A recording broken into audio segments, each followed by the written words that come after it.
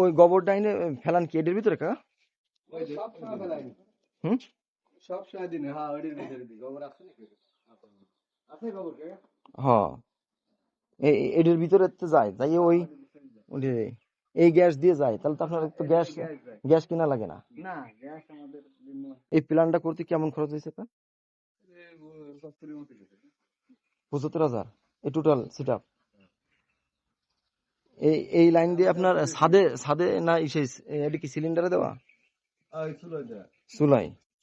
মূলত এইখানে গোবর ফেলে আপনার এটাকে ম্যানুয়ালি ঘোরানো হয়, ঘোরানোর পরে এইখানের একটা ড্রেনেজ লাইনের মাধ্যমে আসে। 10x10 হাইট হ্যাঁ, এটার পরে তারপরে এই দিকে আসে এই টাঙ্কির ভিতরে। এটা কি ওই এমনি ফেলে দেন না ওইটার কোনো কিছু ইউজ করেন? এই জায়গায় ফেলে দেন। আমি এখন যে খামারটা ভিজিট করলাম এটা হচ্ছে খেলনা গ্রামের রিজু শেখ এবং মুস্তাহিদ শেখ, তাদের এই গরুর খামারটা।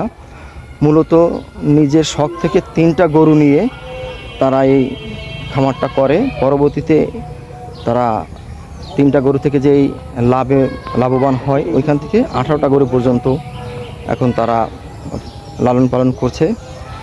2 ভাই চাকরি করে যেই অর্থ উপার্জন করত তাতে তাদের সংসার থেকে তারা মনে করছে যে গরুর চাষটা অনেক লাভবান। তাদের এই গরু লালন পালন থেকে মনে করার ক্ষেত্রে তারা স্বাবলম্বী হয়েছে এবং আলহামদুলিল্লাহ তারা অনেকটা স্বাবলম্বী এবং তারা এখন যেই গরুর লালন পালনের ক্ষেত্রে তাদের 2 ভাই খুবই ভালোভাবে তাদের সংসার চলে এবং আর্থিকভাবে যথেষ্ট পরিমাণ সচ্ছল হয়েছে। তো এরকম খেলনা গ্রামের অনেকের মুরগির ফার্ম কিংবা গরুর খামার করে অনেকে স্বাবলম্বী হচ্ছে, যেটা আসলে গ্রামের জন্য দৃষ্টান্ত স্বরূপ। তো সবাই এই ধরনের খামার কিংবা স্বাবলম্বী হওয়ার ক্ষেত্রে চেষ্টা করলে অবশ্যই সফলতা অর্জন করবে।